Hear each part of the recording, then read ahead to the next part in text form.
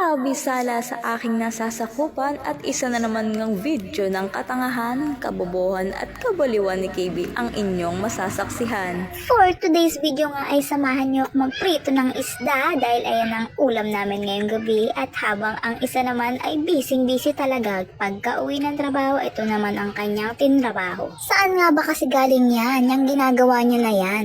So guys, galing kasi yan sa kapitbahay namin and dinala dito ng tito namin sa amin. Kung nung una pa nga lang sana, inalaman na ng asawa ko na galing pala sa tito namin yan at siya ang nagdala dito.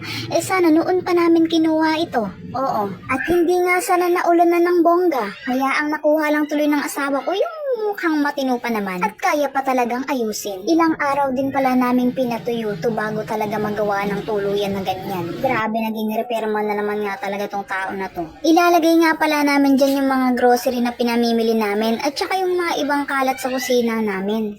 Sabi ko nga sa kanya ay ipesto niya na sa kusina at ako na ang bahalang mag-ayos at kung ano ang mga dapat ilagay. Ayan nga pala yung mga pinamili namin guys at yung mga tools niya ay talaga namang nakakalat lang kahit saan at wala talagang permanenteng lugar. And eto na nga siya guys. O diba umaga na, ang galing. Nalagay na ang dapat malagay at naayos na din ang dapat maayos. At syempre bininyagan na din ng pusa yan. O diba ang dumi na agad. At ayan naman guys, nasa ilalim na nga yung mga tools ng asawa ko. Ayan, nasa gitna yung mga panglaba. Well, at least naman ngayon is nasa isang lugar na lang talaga sila. Buti naman. So, ayan na muna guys for today's video. And see you on my next vlog. Bye-bye!